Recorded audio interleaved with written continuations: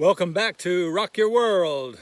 I'm outside here trying to get some vitamin D, so I can't really see myself on the screen, so I'm just going to kind of improvise my current thinking. And I'm realizing that as a child, I didn't have to worry about the water and the air and what I was eating because there really wasn't much corporate interest at that time in the 50s.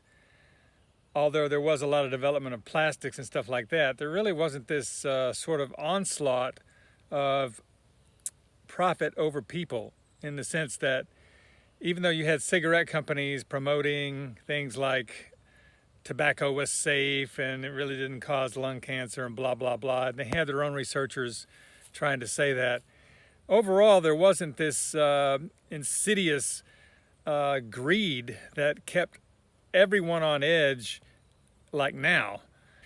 For instance, margarine. Let's take margarine. Not long after I was a kid, they introduced margarine as the new save-all of cholesterol. It didn't cause cholesterol, and it was much better than butter. It didn't cause you to get fat. So it turns out, 30, 40 years later, that the margarine caused more cancer because of its particular compounds than butter ever did.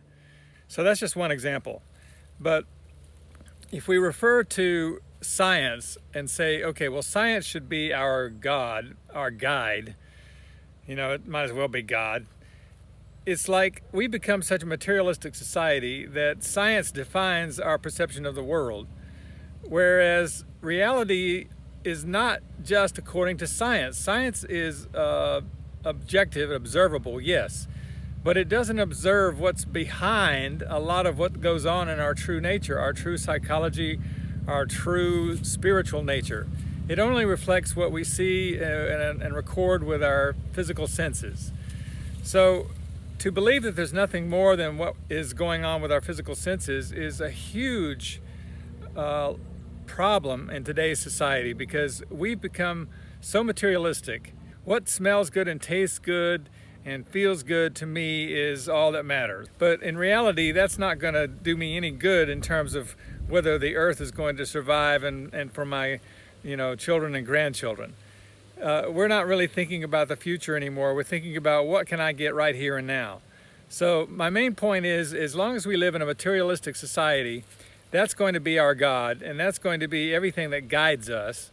And everything that we do is going to be very limited because we're not thinking in the big picture.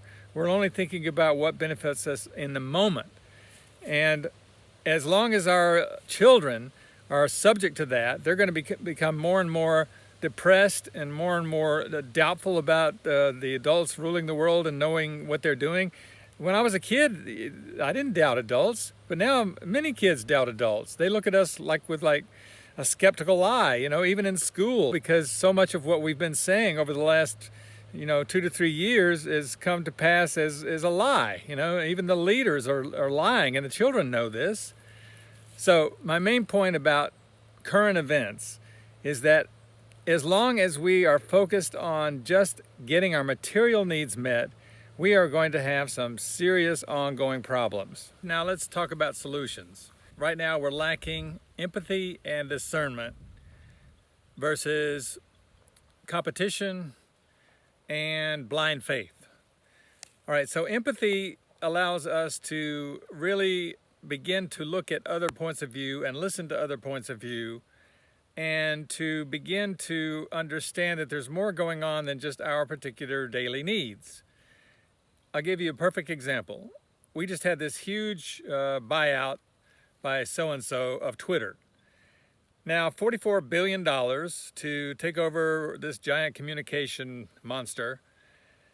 And when you think about it, just $1 billion, one tiny fraction of that $44 billion, could have gone towards something like Haiti and get that country back on its feet. There's people there that don't have water, they don't have food, they don't have electricity.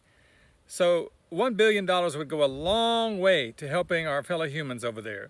Instead, so-and-so thinks it's more important to spend $44 billion on taking over another huge corporation so that they can have more control and more material power And that's not empathy. That's just competition.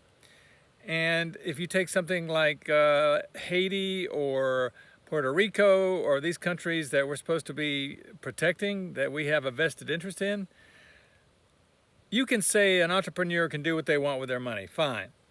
However, that's totally lacking empathy.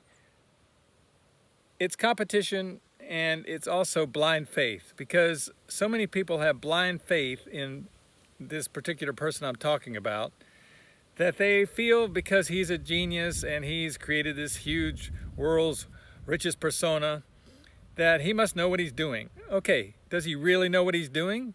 I mean, look at the evidence. The evidence is that we've got many people suffering on this planet that his huge resources could go a long way towards alleviating.